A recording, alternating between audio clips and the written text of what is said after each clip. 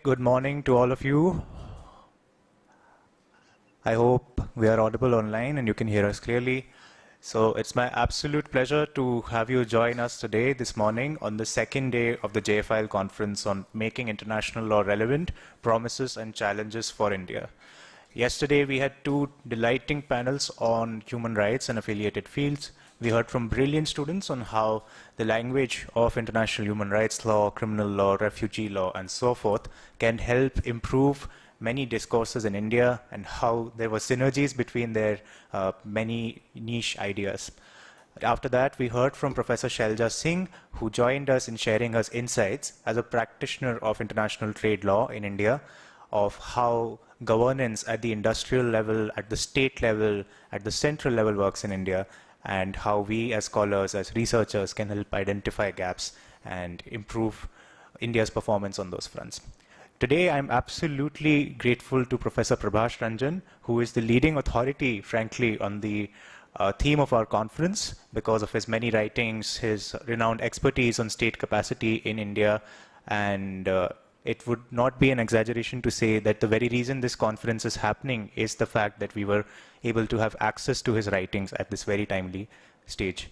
So we are very grateful for your time, Professor, and to all of you joining online, we are grateful that you took the time to hear Professor Ranjan and join us on this important occasion. Now, as his student, I think it is only appropriate that Kush from our team introduces Professor Ranjan. So Kush, you have the floor. Thank you, Abhijit. I think all the praise that had to be given has already been done by you, but I'll try to keep up. Professor Prabhash Ranjan is a professor and Vice Dean of Continuing Education at JGLS. He was formerly an associate professor at the National Law University Jodhpur and the South Asian University at New Delhi. And he's also worked as an assistant professor at the National University of Juridical Sciences, West Bengal. He is also a visiting scholar for Brookings India and the Lauterpact Center for International Law at the University of Cambridge.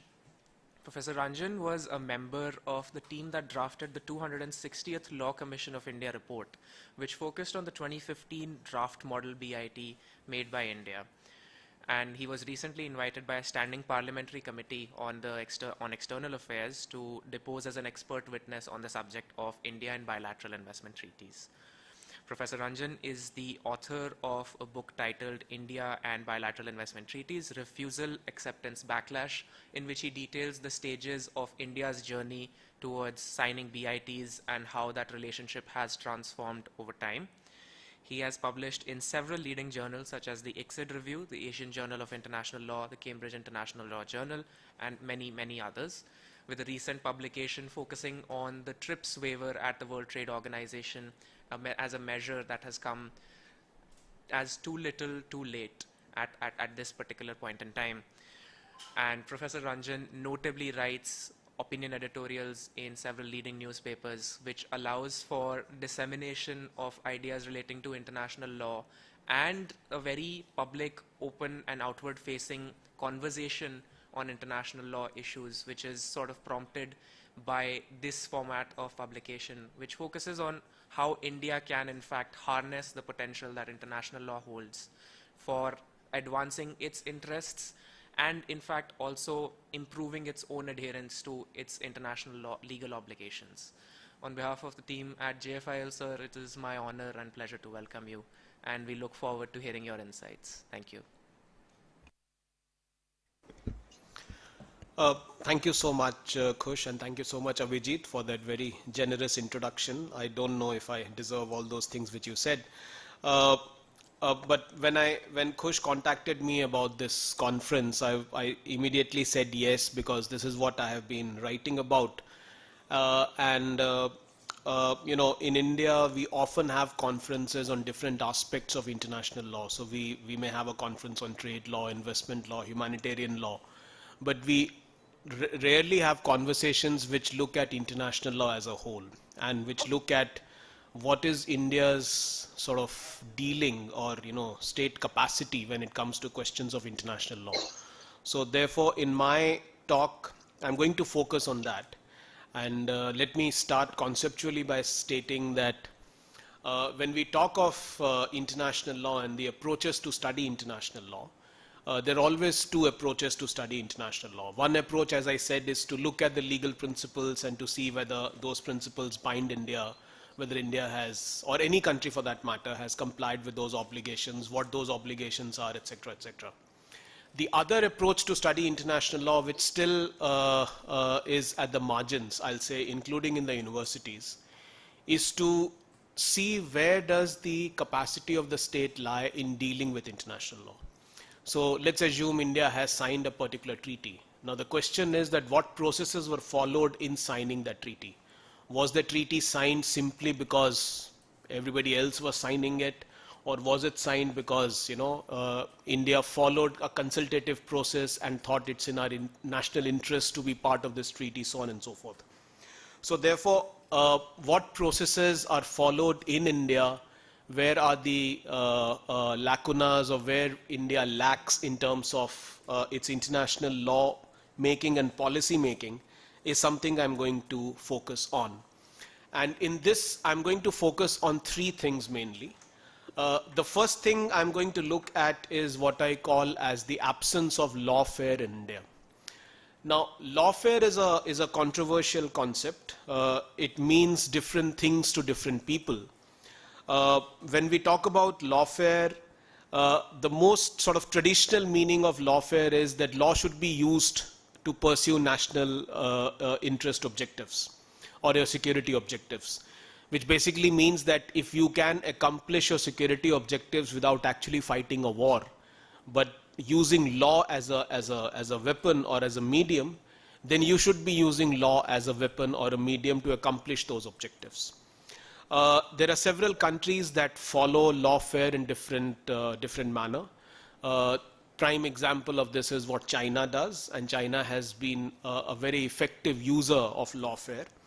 Lawfare, as I said, can also have a negative connotation, which domestically is often referred to as weaponizing the law, where you weaponize the law in order to hamstring your opponents, your political opponents, or anybody who is critical of you, for example. Internationally as well, you can weaponize law in order to achieve your security objectives. But my definition of lawfare is slightly nuanced, and I'm not advocating, or I will not advocate for lawfare to be used in a negative sense, in the manner in which, say, China has been doing. But my argument is that law can be used in a positive sense as well in order to accomplish national security objectives, which India has unfortunately not been able to do. And I'll demonstrate this through several examples, where I think, and several instances, where I think India could have used international law to pursue its national security objectives, but it failed in doing so. And we first need to understand, these sort of specific failures, and then we can obviously look at what were the reasons behind this failure. So let me first start by an example which all of you are very familiar with. This was in 2019 after the Pulwama terror attack. So there was a terror attack in Pulwama in Jammu and Kashmir, where several of our soldiers of the Central Reserve Police Force were killed. This attack was attributed to terrorist groups based in Pakistan. Obviously, Pakistan denied any responsibility, any culpability, etc., as it has always been the case. And after this particular terror attack, a few days later, India carried out military strikes in Pakistan, whereby India destroyed several terror camps and killed several terrorists. Now, after this action, this was a military action. Now, when you undertake a military action, then you need to back it up with international law vocabulary. And this is where I want, I have tested that whether India was able to justify this military action through using proper international law vocabulary. And to the best of my understanding, I think there were certain lacunas in India's defense. So if we look at it from an international law point of view, in which situation can you go and attack a country? One situation is that if you do this in self-defense, right? But if you read the justification that was issued by India, or the statement that was issued by India after the Indian Air Force went and conducted the strikes in Balakot, the justification that was issued was that we are not doing this in self-defense. So the word self-defense was completely missing in India's justification. The justification also was not that Pakistan is unable or unwilling to control these terror groups. Now, in international humanitarian law, we have a concept under which countries can take action against the other country. Although it's controversial, it's arguably developed by a few countries like US, Israel, etc. But nonetheless, there is this controversial concept which says that if a country fails to act or is unable to act against a non-state actor, which is perpetuating attacks against the other country, then this state has the right to take action against those terror groups. This is known as the unable or the unwilling test. It is controversial, but nonetheless, there is some state practice to show that this is being used by certain countries. India did not even rely on this principle in order to justify its military action at Balakot. Although, in my opinion, India could have easily used the unable or the unwilling test to justify its action. So what did India do to justify its action? India came up with a concept which is pretty controversial in international law, and that is non-military preemptive strike or non-military preemptive action. Now, the point that I'm making is I'm not questioning India's right to conduct those military strikes. What I'm saying is that when you undertake that military action, you also need to convince the international community that you are on the right side of law. And for that, it was important for India to come up with a justification that was based in the vocabulary of international law, which to the best of my ability, India could not do. So this is one example. Let me give you another example, and this is again related to the same Pulwama terror attack. So immediately after the Pulwama terror attack, one of the decisions that India took was to revoke Pakistan's MFN status. Now, MFN status, or the most favored nation status, which is a cornerstone of the World Trade Organization or the international trading system, basically ensures that countries should not discriminate between each other, right? Now, Pakistan has never conferred the MFN status on India, despite being a member of the WTO. India has conferred the MFN status on Pakistan. Conferred means that India has been honoring its commitments towards Pakistan on the MFN bit. In 2019, for the first time, India declared that we are going to revoke the status. We are not going to honor our MFN commitments towards Pakistan. The specific action that India took was India said that all the Pakistani imports to India would now attract a tariff rate of 200%.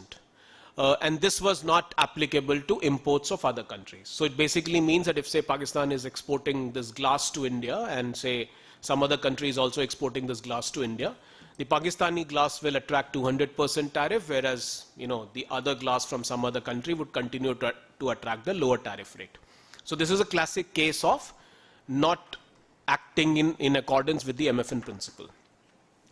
Now, when you deny the MFN principle to any country, you can do that only in certain specific situations. One situation that WTO law recognizes for this is national security. So if there is a national security concern, you can defy or you can move away from the MFN obligation. Now, a very interesting question is this. Did India justify its revocation of MFN towards Pakistan, citing national security as the reason? Well, if you listen to the statements made by ministers, you will say, yes, it was national security. But then that is not the legal justification, right? If you look at the legal justification is a gazette notification which was issued under Section 8A1 of the Customs Tariff Act. And if you look at Section 8A1 of the Customs Tariff Act, it nowhere mentions national security as the reason to raise tariff rates on imports of a particular country. It only talks of extraordinary situations, and those extraordinary situations should pertain to economic situations. Which means that India sort of revoked the MFN status of Pakistan, right? And it was done clearly because of national security concerns. But because India doesn't have a domestic law which allows India to take such actions on the grounds of national security. Therefore, India had to fall back on the Customs Tariff Act and justify this under the Customs Tariff Act. Now, Pakistan didn't challenge this at the WTO's DSB, but if Pakistan were to challenge this at WTO's dispute settlement body, then it will be a little difficult for India to justify this action, because the justification is under the Customs Tariff Act, and there is no mention of national security there. So this is the other example which I wanted to talk about. The third example I want to talk about is again something which all of you have heard or must have heard. This is the deportation of Rohingya refugees, right? So we often hear this, that the Rohingya refugees need to be deported from India, right? Because they are a national security concern, right? Now, what is the international law on this? Now, India is not a signatory to the Refugee Convention, that's fine. But if you look at the principle of non-refoulement, the principle of non-refoulement is now part of customary international law. So even if you are not a signatory to the Refugee Convention, you are still bound by the obligations of non-refoulement. And what is the principle of non-refoulement? It basically states that you can't deport refugees to a country where they have a clear threat of persecution, and this persecution could be on the ground of race, ideology, gender, ethnicity, etc. And it's very well established that Rohingyas have been persecuted in Myanmar, right? Now, whenever this issue comes up, and whenever the argument is that should India deport or not deport Rohingya refugees, the legal justification, there may be several other justifications, I'm only concerned with the legal justifications that have been offered and whether those justifications are rooted in international law. That's what my concern is. The legal justification is that India is not a signatory to the Refugee Convention, which indirectly means that since we are not a signatory to Refugee Convention, the principle of non-refoulement, which is codified in the Refugee Convention, doesn't apply. But then any student of international law would tell you that that's not a correct argument to make, because non-refoulement is part of customary international law as well. Now, I'm not going into the argument that whether Rohingyas should be deported or not deported. I'm not going into that. I mean, we can have a separate debate on that issue also. But let us for the sake of argument assume that India wants to deport Rohingya refugees for national security reasons. Then why not make a legal case accordingly? If you look at the principle of non-refoulement, there is an exception to that on the ground of national security. Now, if you genuinely believe that the presence of these chaps on Indian territory is a threat to the Indian state, well, then make a legal case accordingly and use that as a legal defense rather than a defense that we are not signatories to Refugee Convention. The fourth example which I want to talk about is this again happened in 2021 when the Taliban took over Afghanistan. And of course there was a lot of it was a mini crisis in the region, in the South Asian region and globally as well. Now, there were concerns in India as well, because India had developed very good relations with Afghanistan post-Taliban from 2003 till 2020-21. We had very good relations with Afghanistan. But when Taliban came along, there were questions that whether India would be able to deal with Taliban, and there were, of course, concerns about whether Taliban would honor human rights and, so many other things. Now, I wrote a piece for the ORF back then, and I was, of course, thinking aloud that, what are the options that India has under international law in order to put pressure on Taliban, right? How do you put pressure on countries in international relations, right? There are several ways. One is you show your bombs to them, right? This is one way to put pressure on countries. I have bigger bombs than you have, right? But that may not always be a good thing to do, and certainly not for a responsible nation like India, okay? So you would then like to use other tools which are available, right? And international law is one such tool. Now, what could have been the pressure point? Although India did not use this, but I had argued then that what could have been the pressure point that India could have used? Afghanistan is a member of SAARC, the South Asian Association for Regional Cooperation. Now, SAARC comprises of 8 countries. SAARC charter does not have a provision of expelling any country. So, if you look at, say, the UN charter or if you look at the charter of some international organizations, they do have provisions to expel countries in certain situations. But that is not the case with the SAARC charter.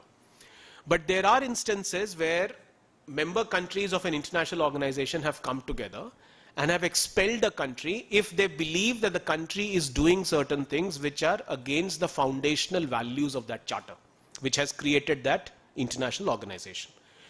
Now, it is beyond doubt that what Afghanistan or the repressive regime, the Taliban is, they're obviously acting against the foundational values of SAARC charter. Now, what India could have done to put pressure on Taliban and to achieve its objectives and put pressure in legal way, right? So you can also call, if for someone in Taliban, they'll say you are weaponizing international law. Yeah, but for India's security interests, yes, it suits us, so we are weaponizing international law. That's why it's called lawfare. What India could have done was to move a resolution in SAARC asking for expulsion of Afghanistan from SAARC. It would not have succeeded because in SAARC the decision making is through consensus and every country has a veto power. So Pakistan would have definitely vetoed it. But even if that entire process playing out in public domain, that in itself would have been sufficient to create some pressure. You know, many a times US or UK or other countries, when they bring resolutions to the UN Security Council or to the UN General Assembly, they know very well that these resolutions will not get adopted. They will be vetoed, but they still bring those resolutions. Why? Because the moment you table those resolutions, it triggers a discussion, right? It triggers some kind of momentum, which you know, on its own has a certain significant role to play. So India could have done this in order to put pressure on the Taliban regime, but India did not do this for reasons which I don't know. Again, coming back to the fifth example which I want to talk about, coming back to Pakistan's MFN status, you know, that, and as I said, that Pakistan doesn't confer the MFN status on India. Now, it's very surprising for any student of trade law or any student of international law that Pakistan hasn't conferred MFN status to India since 1996, which means ever since the WTO came into existence. Why is it that India never brought a dispute against Pakistan at the WTO's dispute settlement body? Because Pakistan is clearly breaching its WTO obligations towards India. So why is it that India never brought a claim against Pakistan, right? Forget what happened before 2014. What about the last 9 years? Why didn't you bring a claim against Pakistan? Now, I know the reason is that the trade with Pakistan is anyway minuscule, so it's not worth the trouble, etc., etc. But that is not the point. The point is you want to, say, isolate Pakistan because that happens to be part of your foreign policy, right? Now, if you want to isolate any country, one way to do that is to continuously project that country as an entity that does not honor its international law obligations. Because a country that doesn't honor its international obligations will be seen by other countries as problematic, right? India did bring a case against Pakistan in the Kulbhushan Jadhav case, right? Again, you could have said that Kulbhushan Jadhav, after all, is just an individual. Pakistan claims that he was spying, but India completely denies that. So then what was the need for India to bring that claim? You know, because Pakistan denied the consular access to Kulbhushan Jadhav. But India did bring the claim. And that claim helped India to establish itself and show to the world that Pakistan doesn't comply with its international obligations. This helps in your sort of, you know, in your bilateral dynamics or regional dynamics with Pakistan. Why have you not done the same thing at the WTO? Right?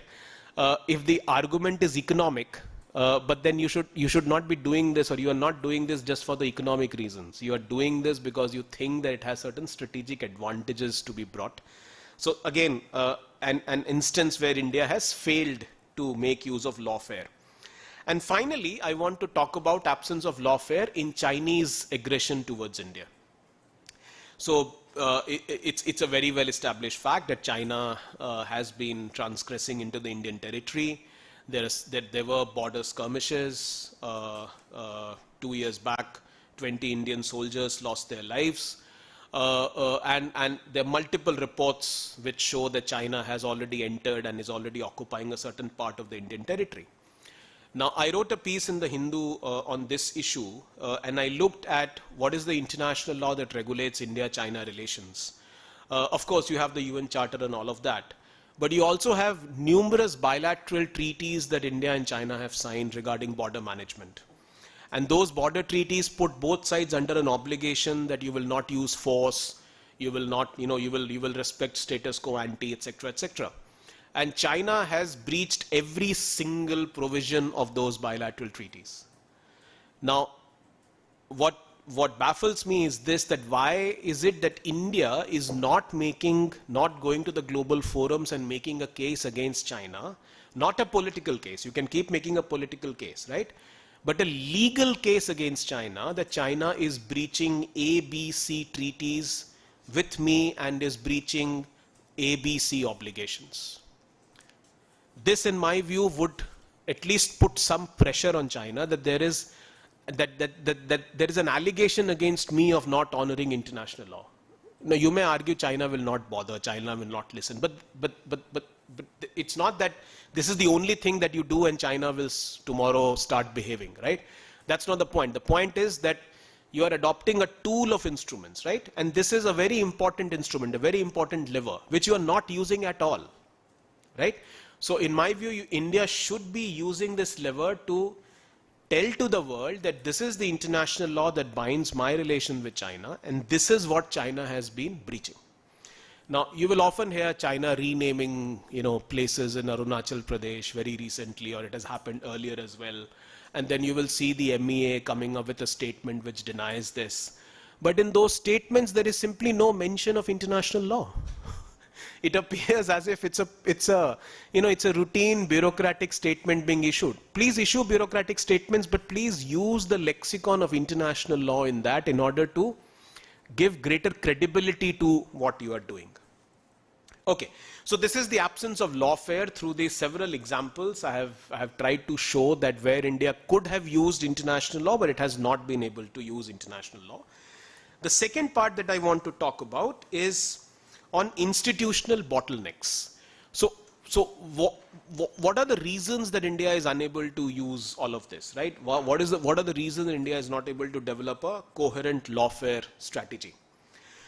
The institutional bottlenecks when it comes to international law are many. The first institutional bottleneck is that which is the entity in the government that takes decisions on international law. So you have the Ministry of External Affairs. Within the Ministry of External Affairs, you have the Legal and Treaties Division, which is known as the L&T Division. Now, according to a statement that was given by the MEA to the 2021 Parliamentary Committee on External Affairs, this division today has only 13 officers, as against the sanctioned strength of 23. So there are only 13 people working in this division. Out of these 13 people, about 3 or 4 are posted abroad in different missions. And in Delhi, you hardly have not more than 8 or 9 people working in the Legal and Treaties Division. So this division is understaffed, right? Hugely understaffed, because a country of the size of India cannot have only 8 or 9 experts of international law when you are grappling with several branches of international law at several forums. That's point number one. Point number two, I also want to talk about, and this is slightly controversial, some people don't like this, is about the quality of the Legal and Treaties Division, the quality of staff. Now, it's important for us to understand that how do you join, or who is eligible to be part of the Legal and Treaties Division. So you need to have an LLM in international law with 5 years of experience, and then you are eligible to apply for a job at the Legal and Treaties Division. Okay? Now let's assume I am a student of JGLS or of NLU Jodhpur or of any other place, and I want to work for the government. Okay? And I'm fascinated by the Ministry of External Affairs, let's assume, right? What would be my first preference? To join the government as a diplomat, or to join the government as part of the Legal and Treaties Division? To join the government as a diplomat, because that's more swanky, that's more high profile, etc., right? So even if I am an international lawyer, I might be deterred to be part of the government through the L&T division, but I would prefer to be part of the government through the civil services route and be part of the Indian Foreign Service. There was a student of mine at the South Asian University. He was the gold medalist of the LLM batch there, Anmolam, and he last year qualified the civil services. He is now in the Indian Foreign Service. And he's a classic example, right, of the point that I have been making for a very long time. That if I want to work for the government, I would prefer to work as a diplomat. Why to work as a, as someone in the legal and treaties division? So the point that I'm making is that there are perverse incentives already created. So the people who then apply for the legal and treaties division are those who could not clear the civil services. Of course, I'm not generalizing this, but, on a lighter note. Or, maybe people who could not pursue something else, etc., etc. Through this, I don't want to sort of say that people in the division are not competent or anything of that sort, but structurally there are issues, right? I hope you can appreciate the point that I'm trying to make. So the quality of personnel that go into the legal and treaties division also is a concern. The other important element of the bottleneck is the fragmentation in decision making in international law. So it's not that the legal and treaties division takes or makes all the decisions on international law. You have the Commerce Ministry, which is involved in trade negotiations at the WTO and several free trade agreements, right? Now, the Commerce Ministry doesn't have any expertise in international trade law, okay? They do hire consultants. For example, Shailaja, I'm sure, must have told this, that you have the Center for WTO Studies or the Center for Trade and Investment Law, which are think tanks funded by the government, by the Commerce Ministry, who provide technical inputs to the government on negotiations. But in my opinion, it's one thing to have a think tank providing you inputs. It's quite another to actually have those, to have that expertise in-house, to have that expertise as part of your team. And that is where I think the expertise is missing. Now, the L&T division plays no role in these trade negotiations. So the L&T division does not offer any expertise on international trade law negotiations. Same goes for investment. Even if the L&T division offers insights, you have a different ministry which is in charge of signing investment treaties, for example, that is the finance ministry. The finance ministry may not listen to what the MEA is saying because they will say, oh, this is my baby, I will take the final call. Likewise, when you come to international environmental law, you have the Ministry of Environment which is involved. So legal and treaties division might be giving inputs, but then again, you don't know whether those inputs are being taken because the environment ministry would say that this is my baby and I will deal with it accordingly. So this fragmentation of decision making in international law has also caused a huge problem. This issue was discussed in a parliamentary committee on external affairs in 2016, and the parliamentary committee had come up with a recommendation in 2016 to create a department of international law under the law ministry. So if you look at the functioning of the law ministry only looks after domestic law affairs. The law ministry does nothing when it comes to international law. Now, logically speaking, if you have Ministry of Law, then why not have both domestic and international being part of the same ministry, right? Rather than create international as a section as part of the Ministry of External Affairs, right? This was the recommendation that was made. 7 years have passed, but precious little has happened on this, and the status quo continues.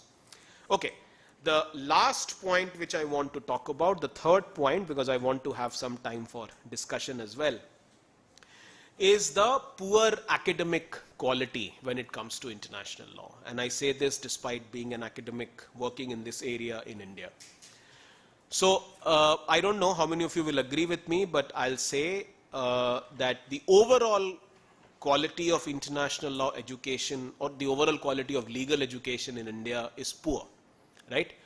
JGLS or the NLUs or some of these institutions are islands. Dr. Manmohan Singh had famously said, I don't know if you remember, these are islands of excellence in a sea of institutionalized mediocrity. And that's actually true. So while students of NLUs and students of JGLS and some of these few institutions are doing very well, if you look at study of law, study of international law in a large number of other institutions, right? several, state universities, for example, you will find that there are, the quality is not that great. Now, the reason for this is that there is very little investment that the state has made towards development of international law, right? If the state doesn't provide funding to the university, how do you expect the university to recruit faculty? One of the reasons why the faculty student ratio in most of the state universities is very poor is precisely this, right? Because you need more resources to employ more people, you need to pay them salaries, etc., right? And if the state is not providing them funding, then how will these universities recruit people, and how will these universities then maintain a 1:9 student faculty ratio that is maintained at JGLS? So very little investment by the state is one reason.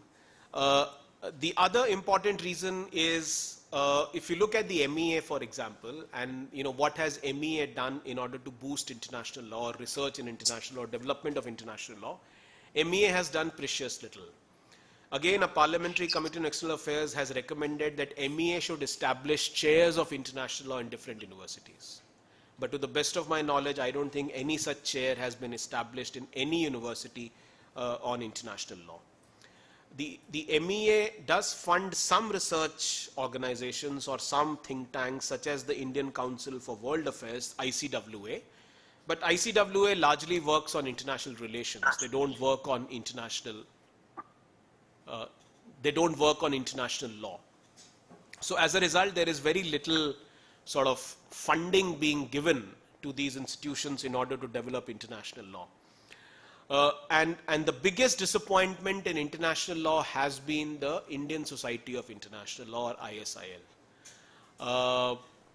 I say this at some great personal risk, but I don't mind saying it because I've taken a public position on this. So the Indian Society of International Law was established in 1959. It was a very visionary thing to do at that point of time. And India's first Prime Minister, Jawaharlal Nehru, personally took a lot of interest in establishing this society. The idea was that the Indian Society of International Law would conduct research on international law in the same fashion as the American Society of International Law does, or European Society of International Law does, so on and so forth. But what has happened over the last 6 decades is that the Indian Society of International Law has not been able to live up to its reputation, or has not been able to live up to its mandate. Just a very small example. How do you identify the growth of an academic discipline in any country? One yardstick is that whether this country produces an outstanding journal in that particular topic or in that particular subject. If you look at India, ISIL has been publishing the Indian Journal of International Law for last 60 years. Okay, so it's a very old journal, the Indian Journal of International Law. But Indian Journal of International Law today is not indexed in any of the prestigious research databases. So if you look at Scopus, for example, right, the Indian Journal of International Law is not indexed in Scopus. If you want to read a paper that was published in Indian Journal of International Law in 1974, right, the only option to you is to book a ticket to Delhi, from airport or station, take a cab to the ISIL library, go to the library, wake up the library staff who might be sleeping, ask him to pull out the volume. First he will have to remove the dust from it, and then you will be able to read that paper. That is the only way in which you can read that paper, right? Unless or until your library also subscribes to the hard copy of the journal, right? And most libraries today do not subscribe to hard copies of journals, right? Even if they do, they can't go back and buy, archives of 1960s or 70s, etc. The point that I'm making is IJIL is not digitalized, so it is not available in a digital form. If you want to read a paper published in American Journal of International Law in 1900 or 1904, more than 100 years back, you just have to, right, key in a few things and you will get the paper instantly in 5 minutes, provided your library has access to those databases, right? But you can't do that with IJIL. Why? I mean, it's a very simple thing, right? Why it is not available in the digital format? Now, I'm not even comparing with American Journal of International Law or, with North America or Western Europe. Let me compare this with what China has been able to do, because that's where we think our competition is, right? We don't want to compete with Pakistan, although through competition with Pakistan, we start feeling that we are very good. But that's not the real competition. If you really want to compete, you need to compete with China, right? If you aspire to become the Vishwaguru. Now, if you compare this with China, the Chinese Journal of International Law is hardly not even 2 decades old. I think it's about, or maybe just about 2 decades old. But Chinese Journal of International Law today has an impact factor. Impact factor means how many times it has been cited, it is being read, it is being referred by researchers. It has a very high impact factor. It is indexed in all important databases. It is published by Oxford University Press, which is the leading academic publisher. And it has a very wide coverage with all top scholars writing in Chinese Journal of International Law. The Indian Journal of International Law, despite being 3 times older than the Chinese journal, today stands nowhere. So this in itself tells you about the failure of the Indian Society of International Law. So today, if you go to Indian Society of International Law, the only thing that they offer are some diploma programs for which they run classes in the evening. They may do 1 or 2 conferences here and there. But that is not the purpose, because you already have universities for degrees and diplomas, right? You don't need ISIL to provide diplomas or degrees, right? You wanted ISIL to just conduct research. The Russia-Ukraine war, all important international law societies have issued a statement supporting it, criticizing it, whatever. Go to the website of ISIL and try to find the statement by Indian Society of International Law on the Russia-Ukraine war or on any major international law development, right? And you will struggle to find any statement. So that in itself tells you that, what the society is doing and where the failure is. Okay, in the last few minutes, what is the solution? So it's all good to point out problems, but then what is the solution? The solutions are not easy. There is no one solution, but the solutions are not easy. I think solutions have to be manifold. First, the universities, and I include myself, the academic community. The academic community also needs to take efforts to popularize international law and to convince to people that international law is something which affects your daily lives, right? I think the academic community has also failed on this front. So I have this famous hypothesis. I don't know if you have heard the name of a scholar by the name of Happy Mon Jacob. He's a very famous international relations scholar who teaches at JNU and often writes on international relations.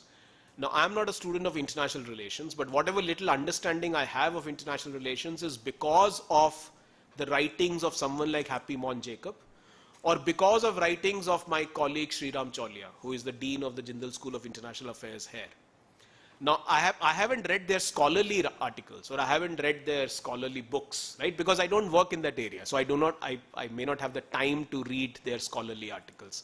But I have read their op-eds which they write in newspapers, right? Likewise, all of you must have heard of the name of Pratap Bhanu Mehta, right? And you would owe your understanding of political theory or of so many things to someone like Pratap Bhanu Mehta, right? Or all of you would know other columnists like Suhas Palsikar, who writes in Indian Express, or several other economists who write on economic issues. If I ask you name 5 international lawyers who write on international law issues to an audience which is not specialized in that topic, I think you will struggle to name those 5 people, right? I'm talking of non-specialized writings. Now, there are several reasons behind this why those non-specialized writings are not common. One reason is that universities don't give any credit for non-specialized writing. So if I'm an assistant professor and I'm looking to become an associate professor, the university will say you can do that only if you publish in Scopus Index journals, right? Writing a newspaper column will not be of any significance. So many people think, why should I spend my time, energy in doing that? It's not giving me any return. So that could be one reason. The other is that I think the failure to mainstream international law is also because of this. Because, you know, whenever any major development takes place, you will have articles from the IR point of view, from the economics point of view, from political point of view being written, but you will rarely come across articles from international law point of view. So this is where the failure of the academic community is. The second, and the academic community therefore needs to introspect and course correct on this part. The second part of solution has to come from the government, especially if you want university education to be publicly funded. I know I'm saying this in a private university, but existence of private universities doesn't mean that you can't have or you should not have public universities. In fact, you need public universities, right? Because if you privatize education completely, then you're obviously narrowing down the scope of everybody having access to quality education. So therefore you need public universities, and you need good public universities, right? For that, the state has to fund public universities and create sort of mechanisms. Again, look at China. Forget US or UK or any other country. You can't even imagine the kind of resources China has poured in developing its universities, including the development of international law, right? They provide massive funding for organizing conferences, and organizing conferences not just for networking, organizing conferences so that there's a tangible output after that conference. So the state has to step up to the plate, and the state has to provide resources and funding in order to help the development of international law. And I'll conclude by saying that there is currently poor capacity in India as far as international law is concerned. It has improved over the years, undoubtedly, but given the stature of India and given the role that India wants to play in global affairs, right? You don't become a Vishwaguru just by certifying yourself as the Vishwaguru, right? Let others certify that you are the Vishwaguru. And for that, you will have to demonstrate thought leadership. And that thought leadership cannot come unless or until you devote adequate resources in developing a particular discipline. So I hope India would do this in future, and I hope that all of you, the young lawyers here, would go ahead and do this. Thank you.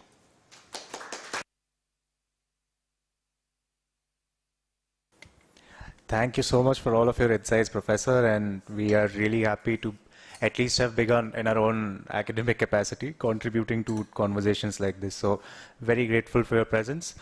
I saw everybody once again taking notes very vigorously, so I'm sure we have a lot of questions, and glad that we have the space for that.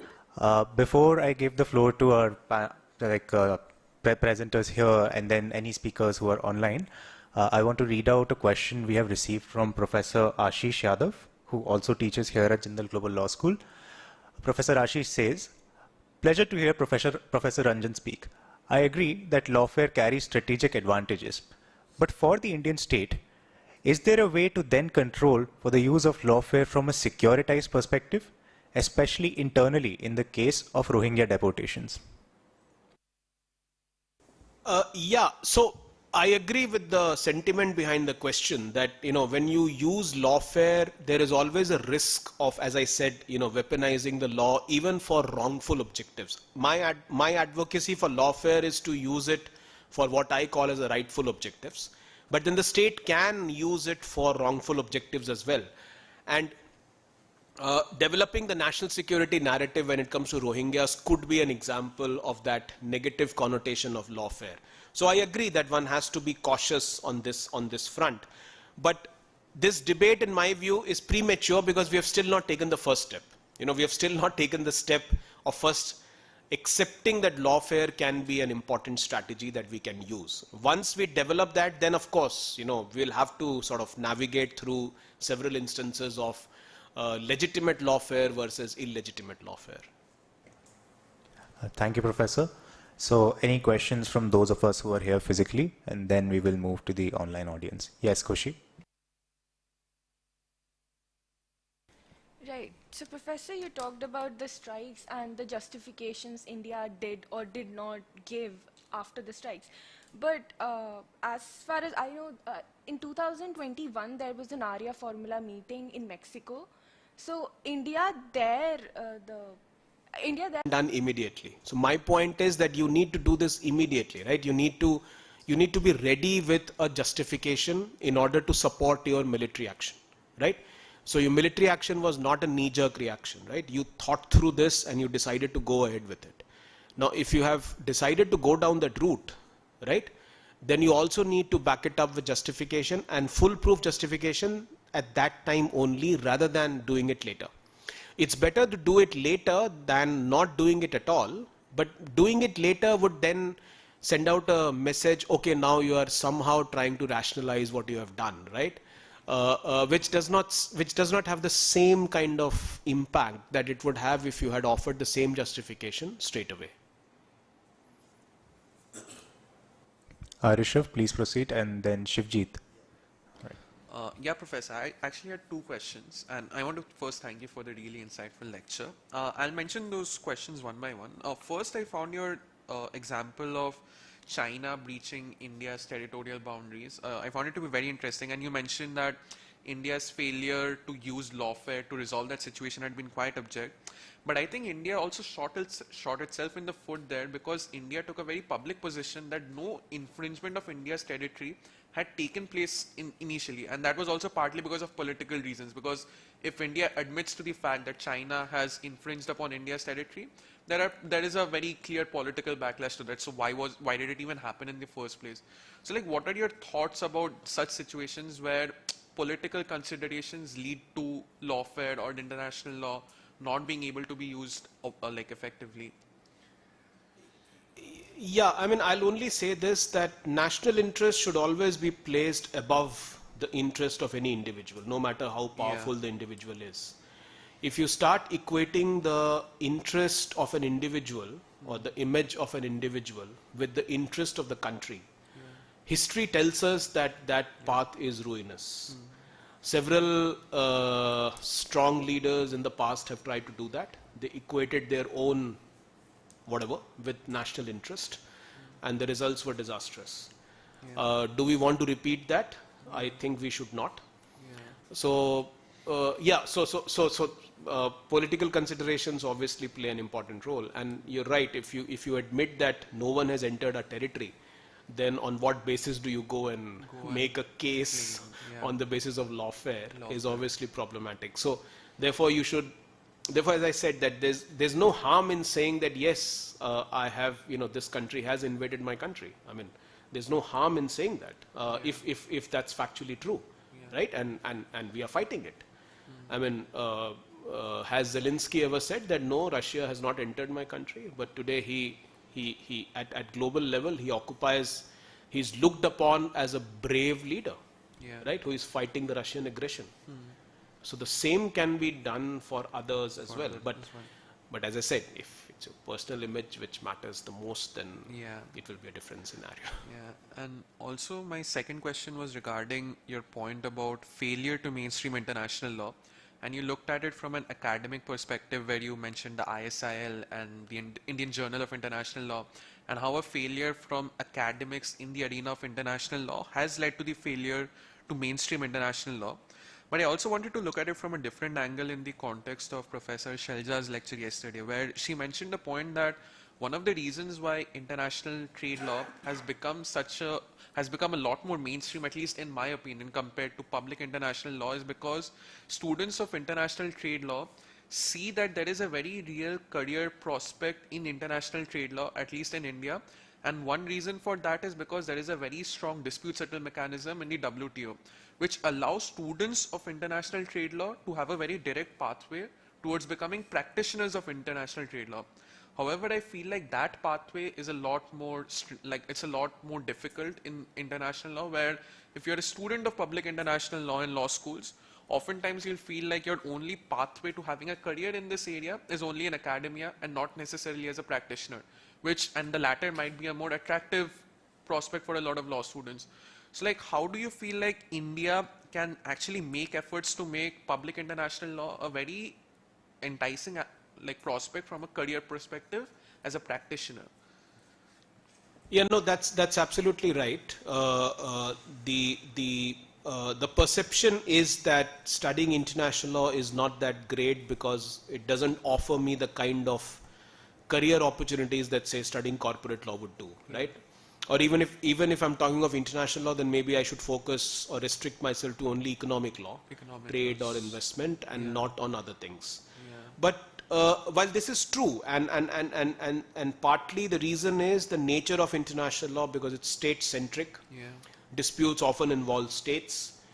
States don't sue each other just like that. So so those limitations are there. But even if a student doesn't want to specialize in international law, right? I mean, say when you are pursuing a LLB program, you don't get a LLB in a particular subject, right? I think NLU Jodhpur still has that sort of LLB in different subjects, but largely speaking, LLB is like it's a BA LLB or BCom LLB, right? Now, my point is that even if you're not going to get many career opportunities in international law, the knowledge of international law is going to help you no matter which area you're going to practice. Because of let's assume you want to practice in corporate law, right? And you want to practice in corporate finance or cross-border transactions, etc. Your knowledge of international law will help you even there, right? It's all about creating an ecosystem where students are convinced that if I have to study a bouquet of 15 subjects, right? It's not that all those 15 subjects will offer me employment opportunities, right? But studying those different 15 subjects will offer me a skill, or will offer me a perspective, which I can use even when I'm working as, say, a competition lawyer or a banking lawyer or something or the other, right? That's point number one. Point number two is that now increasingly you find, a greater judicialization of international law. So you find more and more disputes being brought under international law. Like recently you must have heard of a UNGA resolution asking for advisory opinion from the ICJ on climate change, right? On the request of Vanuatu and other countries. Likewise, you have more and more instances of countries resorting to international courts, be it criminal court. Look at what has happened in Russia, Ukraine, right? So there are several opportunities. And in fact, the people available there are very few. While in corporate law, as the joke goes, you throw a stone and it will go and hit a corporate lawyer. But that's not the case with international law. No. Of course, with all due respect to all corporate lawyers. But that's not the case with international law. Right? Unfortunately, in India, the Indian law firms haven't been able to develop a practice in international law. Right? This is still something which remains the exclusive domain of London-based law firms or Washington-based law firms. But when Vanuatu or when any of these countries thought of using this option of sending seeking the advisory opinion of ICJ, they did consult several law firms, right? It's all about establishing your expertise in that way that people will then come to you rather than go to someone based in London. And people in India can actually offer the same thing at 1/10 of the price, right? But the Indian law firms are, for whatever reason, not looking at this as an attractive practice proposition. But I hope that things would change, at least in the region. I mean, you can have several instances where countries of Asia might like to come to law firms based in India rather than go to law firms based in London, right?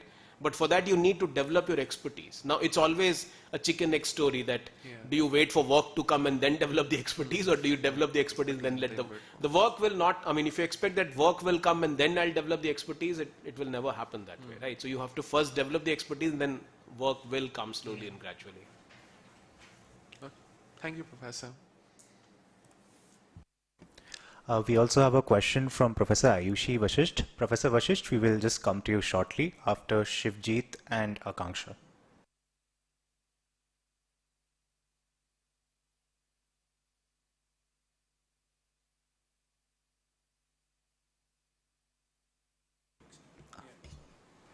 So first of all, thank you, Professor, for such an insightful talk. And these questions I pose as someone who doesn't really engage with a lot of international law, but it was a very stimulating talk that I had to ask these questions. So I have two questions, if you'll entertain them. The first is, when you were speaking about about the idea of tabling resolutions in particular forums to start a discourse around a particular violation. I want to know if this is actually an instance of posturing by a particular nation, by a particular member of these organizations, and even if the resolution is to be eventually vetoed, whether this posturing is an effective tool in some form of diplomatic strategies. Absolutely. Because, you know, you have different objectives, right? At times your objective only is to flag a concern. You know very well it will not go through, right? But you want to flag a concern, right? So one way to do that is to use international forums for that. But for that you need to be alert to using international law for that objective, which I don't find India doing it frequently. I'll just give you one example. Recently, you must have heard this news of Indian consulates being, being attacked in London, Indian High Mission in London and in Canada, US, etc., by pro-Khalistani elements. India sort of summoned the envoys of these countries and lodged a protest, right, which is fine. India then issued a press release of the protest that they have lodged. Read the press release, you will find that India says that these countries under Vienna Convention have whatever, right? Something to do under Vienna Convention. Now, there is no one Vienna Convention, right? There are several Vienna Conventions. You're not even saying Vienna Conventions, right? So you're not even, let's assume you had said Vienna Conventions. Then one could have presumed, okay, you're talking of the Diplomatic Convention and the Consular Convention. You're talking of Vienna Convention, right? So just a very small example that how you are just the lack of knowledge or maybe lack of application, right? Or sheer incompetence, I don't know, right? You are not being able to present your case properly. What is the harm in categorically stating that under this convention, this article, you owe this obligation to us, and by not protecting our mission, you have breached this obligation? Put that in the press release. I mean, I'm not saying that go to the ICJ or bring a case against them, but at least that specificity will put more pressure on them, right? I mean, I recently wrote a piece in the HT, again, co-authored piece, that if you look at the UK law or the Canadian law, they actually allow for compensation in such cases, right? Although international law doesn't allow for that, but domestic law allows for it. Now, one thing that India could have done, again, to put pressure, and this is again about posturing, you know, the word that you know very well that just by asking for compensation, you will not get compensation, right? But what is the harm in posturing? And it actually works to your advantage. You want to posture that I am this muscular nation, no nonsense, I will not take from anyone, give it back to everyone except China. Then please do it, na? Why are you not doing it? So international law can be used even for that posturing, right? But for that you need to sort of, you know, be aware that international law exists for that purpose.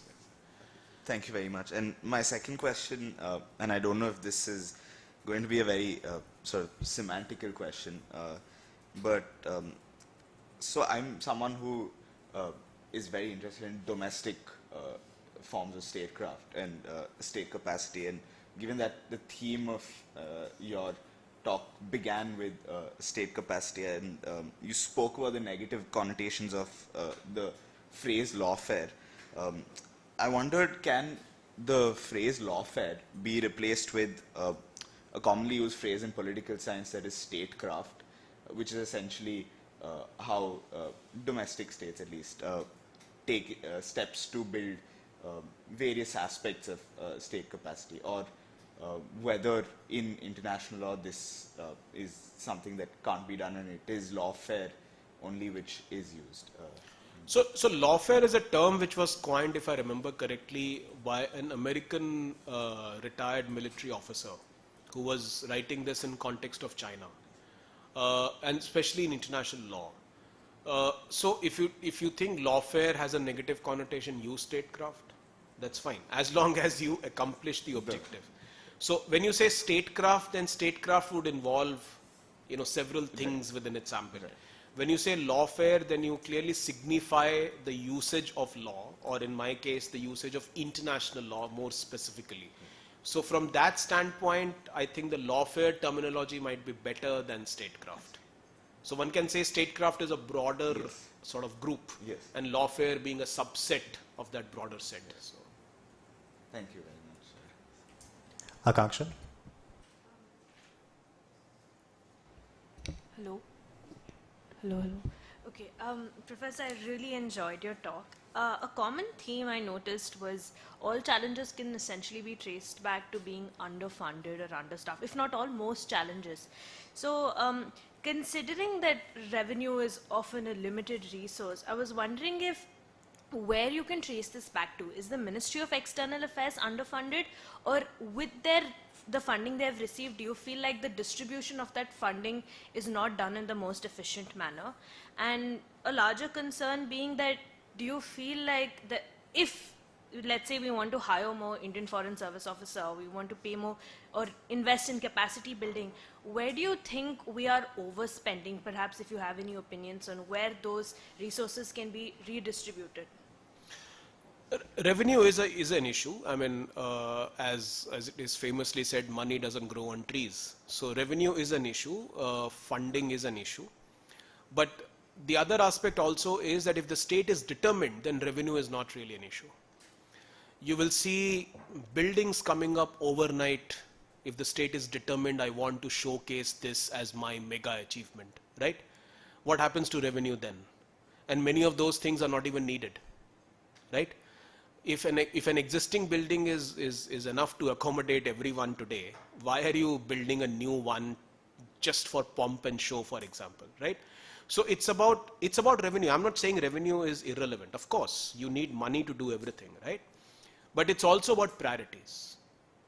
Now, if your priority is to make a tamasha of something and spend a lot of money on that, and not spend the same resources in increasing the number of Indian Foreign Service officers. And this is something which several committees, several former diplomats, everyone has said that a country of the size of India can't have a minuscule Indian Foreign Service of the kind that it has. Now, if you have a small Indian Foreign Service, you will then have a very small legal and treaties division, right? You can't have a big legal and treaties division with small Indian Foreign Service officers. So all of that is related to spending. I think it's important to get the priorities right? And what is in the country's interest in the long run, not just for the next election, but what is in country's interest in the long run. And then if you are convinced that this is in the long run, then you need to find resources. I mean, just to give an example, it was in 1950s when India thought that although we don't have enough food for all our people, but we will still launch a space program. In 1950s, right? Now, people would have said that this is really foolish. You don't even have adequate food and you want to do a space program. But see where India's space program is today. Now, it obviously couldn't have helped win the next election, because who is bothered about a space program, right? But the thinking behind that has led to a successful space program today. So therefore, resources is an issue, but more than resources, it's your priorities and commitment. If the priorities are right, then you will be able to find resources. So if I may ask a follow-up question, especially in the context of the United States, there's a lot of discourse regarding overspending, especially in the defense. So do you think India has a similar problem, or is that not applicable for India? India is actually underspending in defense. India is not overspending in defense. That's the problem, that, we live in the Arnab Goswami world where, only big headlines make news and all the details are then lost in the noise. But if you read the fine print, you will see that the defense budget has actually been shrinking every year. So we are not even spending on defense, right? We don't know on what we are spending, but we are not even spending on defense. Our expenditure on education, our expenditure on health as a percentage of GDP, that's the only way you need to see. If you see that, 5 years back I put 100 rupees and today I'm putting 105 rupees, you will say, oh, there has been an increase. No. You have to see that in comparison to what your GDP is. If in comparison to your GDP it's a smaller percentage, then your actual spending hasn't increased. It has actually come down. Yeah, so I mean, simple formula, of course, this is not part of international law, but simple formula is shut down so many useless ministries that we have. Why do we need a ministry for information and broadcasting? I've never understood. Let there be a board. Let there be a regulatory board which will regulate broadcasting services like we already have the Prasar Bharati board, right? Why do we need a ministry which will then house so many bureaucrats and their perks, etc., etc.? But then no government wants to do this because more ministries means more power, so on and so forth. So yeah, but one has to be clear about your priorities and what will actually make you a superpower if that's your ambition, in next 20, 30, 40 years. I'm fine. I can take questions if there are more questions. Yes, so thank you so much for your patience, Professor Ayushi Vashish, and thank you for joining us. I will just read out your question. She says, thank you so much for your talk, Professor Ranjan. It has motivated professors of international law like us to popularize international law. However, we struggle with the lack of interest among students in international law too.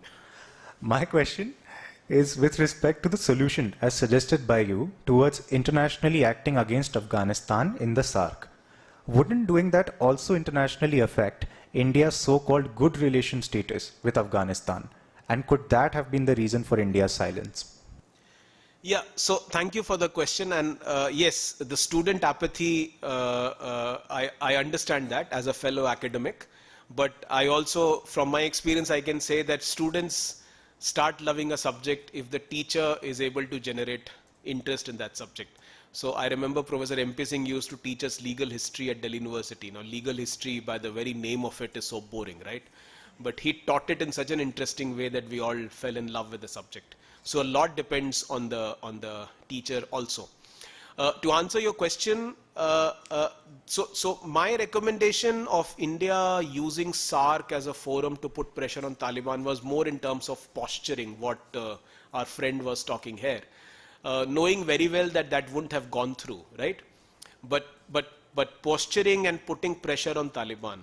Now, India definitely had good relations with Afghanistan, but equation changed when Taliban came into power. Just to give you one example, Afghan students are not getting visas to come to India, including at a university like South Asian University, which is established under the SARC, right? It's a SARC institution.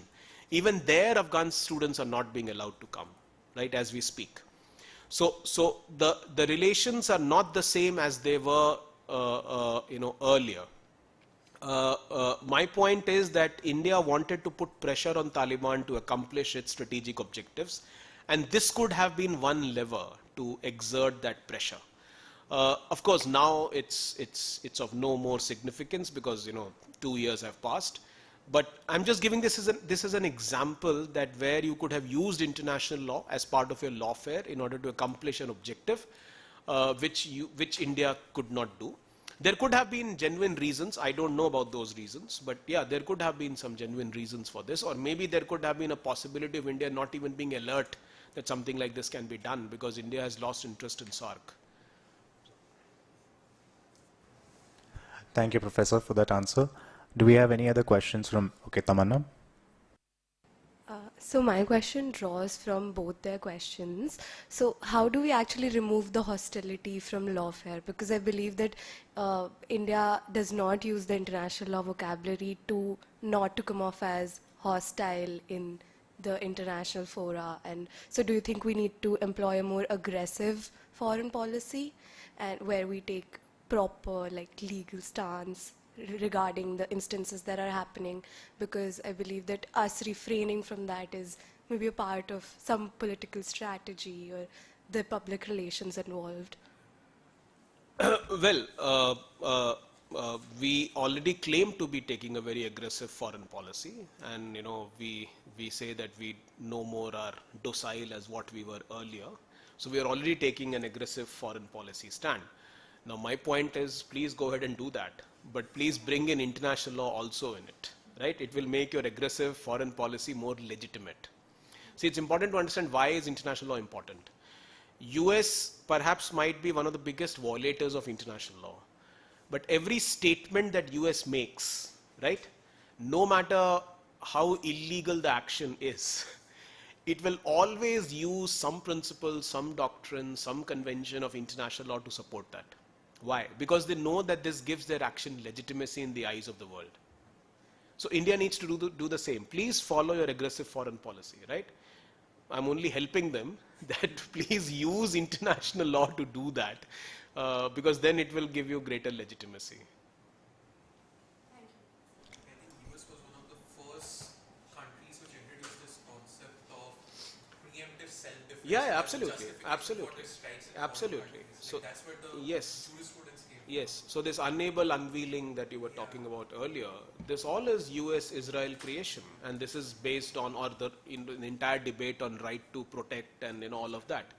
So please, by all means, come up with new legal principles. Who is stopping you? At least you will contribute to the body of international law. There will be some fun for scholars and students in the class, right? But you're not even, when you say Vienna Convention and not even specify which convention you're talking about, then that's a sorry state of affairs. Professor, a question from me then. Yeah. This is with respect to your portion on state capacity and particularly the problem of fragmentation and intra-government coordination, the fact of many ministries, problems within that. I wanted to ask you, is this an issue that is somewhat unique to India, or do developing countries or our neighboring countries here in South Asia also face such issues? And then what is the comparative front on that? For example, you mentioned that we have actually some things to learn from China in that regard. Is there something else that we can look at? Yeah. So India is, yeah, that's a good question. So India is not by any means, I don't want to suggest that India is the only one which is facing this problem. This is a typical problem that several other developing countries face, including developed countries, right? But there are many models which are available which a country like India can follow, right? We don't need to make the same mistakes. Now, if you look at the US, for example, the Attorney General Department is generally sort of giving advice on most of the legal matters, including international law. Therefore, the recommendation which was made by the Parliamentary Committee is a good recommendation that you create a separate Department of International Law within the Law Ministry, right? And then within that Department of International Law, you have expertise in different areas of international law. Today, if you look at the Legal and Treaties Division, you will not be able to find people who have expertise in one area of international law, right? Say, today I'm helping the government on environmental negotiations. Tomorrow I'll be asked to go and do something in air and space law. Day after I'll be asked to do something in trade law or investment, right? So that doesn't allow anyone to develop expertise in a particular subject. The other thing which I could not mention because of paucity of time is that if you do not have expertise domestically, why not engage expertise available in the country outside the government? People in the academia may not be there very good, but they might have something to offer. Please engage with them, right? There's no harm. Engage with them for a particular task. There are instances in the past. There have been instances where Professor V.S. Mani of JNU, who passed away a few years back, he was engaged by the government in a particular case. There have been instances where Professor R.P. Anand was again engaged by the government. So there are instances where something like this has happened. But in the last sort of 10-15 years, I see that this has completely dissipated. And engaging the academic community can also be one way to sort of strengthen your state capacity. Certainly, Professor, and thank you again. Any final questions here? I see. We have one more question from Jyoti Singh, which is, thank you for the great insight, Professor Ranjan. I just wanted to add that Indian Journal of International Law is available online, maybe since the last 2 years. Also, do you think India could really have brought in a specific principle of international law in naming of Indian villages by China in Arunachal Pradesh? If yes, can you please let us know which specifically? So Indian Journal of International Law is available online for all the 60 years? Or is it available online for the brief period when Springer was publishing it? So there's a story of Indian Journal of International Law, because I know this, I was involved in it. In 2015, the Indian Society of International Law decided that we need to give IJIL a much more international image. So an agreement was signed with Springer, the publisher, to publish international law. Professor Chimney was made the editor-in-chief of Indian Journal of International in 2015. Professor Prabhakar Singh, who was at Jindal, was one of the associate editors. I was the book review editor. and this team functioned for about 3 years from 2015 to 2018. Then for whatever reason, the society thought that we need to go back to our own publishing, and we will not have an agreement with Springer to publish it. Whereas the data shows that when it was published by Springer, there were far more number of downloads, there was far more access to it, so on and so forth. So my point is that even if, say, some limited version of IJIL is available online, how many students are able to use it, right? Because it is not published by any reputed publisher, right? You look at any journal anywhere in the world, barring US law journals, which are done by which are student-edited journals, and they have a long, sort of rich history and rich legacy. All journals are published by leading publishers, and that is what gives them academic credibility. So why should it be any different for Indian Journal of International Law? On the point on renaming of villages, you can always do that domestically. I mean, you can always, if the argument is that Arunachal Pradesh is Indian territory and this is interference by a foreign power, which indeed it is, then there are several mechanisms available under international law. I mean, you can quote the UN Charter. Can you give Beijing some other name sitting in Delhi? You can't, right? Can you rename some part of Chinese village giving an Indian name? You can't, right? Likewise, if somebody else is doing it, then you need to offer a counter response rather than saying that, oh, we have heard this in media and we completely deny this and this is outlandish. I mean, that's not sufficient. You need to go a step beyond, and there are several means available to do that. Professor Ranjan has been very generous with his time for us, so this is my final call for any questions from the IC. Okay, we'll take this as the final question. We have from Avantika Tiwari. Thank you for the informative talk, Professor. I wanted to seek your opinion on the role that the judiciary can play in the popularization of international law, particularly in the context of a country like India. And once Professor Ranjan has answered this question, we will declare this talk closed. Yeah, so that's another, you need a separate talk or a separate conference for what the Supreme Court has been doing with international law. Supreme Court has been a huge disappointment when it comes to dealing with international law.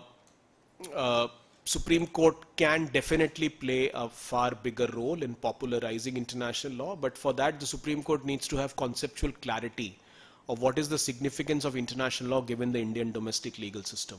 So there's always this clash between dualism, monism and stuff like that. And I have written about this, others have also written about this, documenting how Supreme Court's understanding of dualism, monism often clashes, how Supreme Court's understanding of treaty law with customary international law is often conflicting, so on and so forth. So in fact, there's new literature which is emerging in international law which actually says that international law can be a useful disinfectant against authoritarian regimes. So when you have authoritarian regimes repressing human rights of individuals, you can actually fall back on international law as one of the sort of tools that you can employ in order to safeguard those human rights. So this argument has been made in context of Israel, for example, and the same argument can be made in context of other countries as well. So judiciary can do a lot, but whether they will do it or not, that only judiciary can answer. Thank you, Professor Ranjan. With that, I am very grateful to Professor Ranjan once again for his time, for patiently answering all these questions. And we declare the talk by Professor Ranjan closed for the day. After this, if any of you joining us online are interested, we will have 2 student panels today. One on defense and the national interests of India, which somewhat connects to the topic today, and then on investment, trade and arbitration. If you are interested to join us, please do so, and I will be sure to share the link online. May I ask for a huge round of applause for Professor Ranjan? Thank you, and we declare this talk closed. Thank you very much.